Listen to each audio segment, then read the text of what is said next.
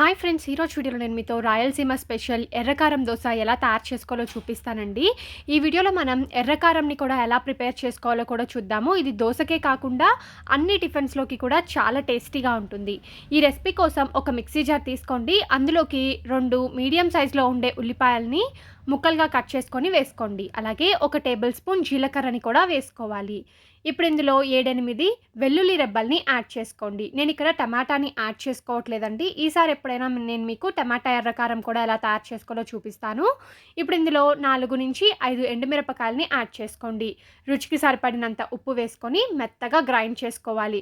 Water ఏమీ add చేయాల్సిన అవసరం లేదు. ఆల్రెడీ మనకి ఉల్లిపాయల్లో ఉండే వాటర్ సరిపోతాయి కాబట్టి ఏమీ అవసరం లేదు. ఇప్పుడు తయారు చేసుకున్న ఎర్రకారంని పక్కనుంచుకోండి. మనకి ఈ ఎర్రకారం ఎక్కువ రోజులు నిల్వ ఉండాలి అంటే నేను చెప్పే విధానంగా తయారు చేసుకోండి. సో, ఇప్పుడు స్టవ్ ఆన్ చేసుకొని పాన్ పెట్టుకొని అందులో 2 టేబుల్ స్పూన్ల నూనె వేసుకొని పోపు దినుసులని యాడ్ చేసుకున్న తర్వాత ఈ ఎర్రకారంని ఆయిల్‌లో యాడ్ చేసుకొని ఆయిల్ పైకి తేలే వరకు ఫ్రై చేసుకోవాలి. ఇలా కనుక మనం చేసుకున్నట్లయితే ఈ ఎర్రకారం మనకి 20 రోజుల వరకు కూడా నిల్వ ఉంటుందండి. మామూలుగా మనము నూనె పైకి తేలేంత వరకు ఫ్రై చేసుకోకపోతే ఒక 2-3 రోజుల్లోనే పాడైపోతుంది.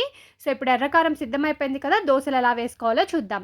స్టవ్ ఆన్ చేసుకొని పాన్ పెట్టుకోండి. అందులో పాన్ వేడెక్కిన తర్వాత దోస పిండిని యాడ్ చేసుకొని దోసని స్ప్రెడ్ చేసుకోవాలి.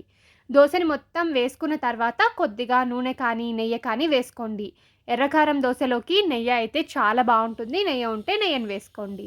ఇలా నెయ్యి యాడ్ చేసుకున్న తర్వాత ఇందులో 1 టీ స్పూన్ మనం ముందుగా సిద్ధం చేసి పెట్టుకున్న ఎర్రకారంని యాడ్ చేసుకొని దోసని మొత్తానికి కూడా స్ప్రెడ్ చేసుకోవాలి. దోస వేగిన తర్వాత దీన్ని మనం తీసుకొని సర్వ్ చేసుకోవడమే. అంతే, ఎంతో రుచికరంగా ఉండే ఎర్రకారం దోస రెడీ. చూసారు కదా ఫ్రెండ్స్, ఎర్రకారం దోస ఎలా తయారు చేసుకోవాలో మీరు కూడా తప్పకుండా ట్రై చేయండి.